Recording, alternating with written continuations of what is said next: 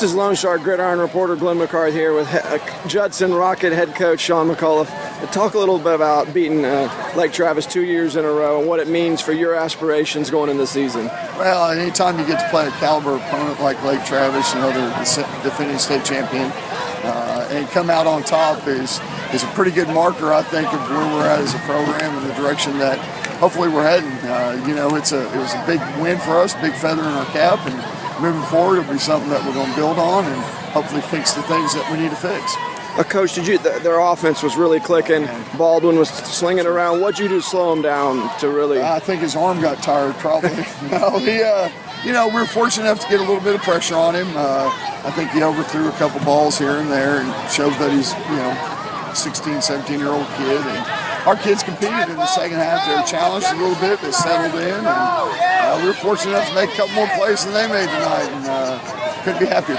And Coach, what do you say about Julian Williams and Cicero McCormick? I mean, you've had him for 4 years. I mean, it's just like. Well, the proof is in the pudding. I mean, that guy is unbelievable. He checked us out of a play tonight that really wasn't a very good call, and threw a hitch out there that went for 20 yards and turned the chains over. And he's kind of a coach on the field. And when things weren't looking real pretty for us defensively, he's kind of the guy rallying them on the sidelines. I got this type of thing, and I'll gladly take him hopefully for 15 more games. Hey, that they may be the most talented backfield in the state, but they've easily got the best name with Julian Williams and Sincere McCormick, and you've got other talented runners too. But just talk about what you're so many high hopes going into this season. How do you temper that, and how do you you play to that, what do you think? How do you get your guys to realize those hopes yet? Right. Well, they understand that they're in an environment and a program that's got high expectations every year. So they got high expectations of themselves. We take it one rep at a time in practice and eventually turn it into one drill at a time to one practice at a time. That's kind of how we play the game. We want to go one series and one play at a time.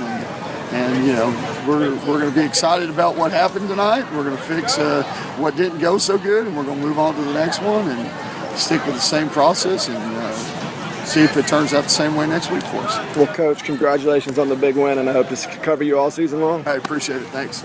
This show is brought to you by the book, All I Need to Know I Learned from My Texas High School Football Coach. A handbook of wisdom for parents, young people, and yes, even coaches. Head over to www.learnedfromcoach.com and order your copy to support sharing the stories of these great coaches and leaders. That's learnedfromcoach.com. LoneStarGridiron.com. Access the complete history of Texas high school football, over 100 years of information, win-loss records, coaching histories, individual stats, records, and more. Lone Star Gridiron, the authority on Texas high school football.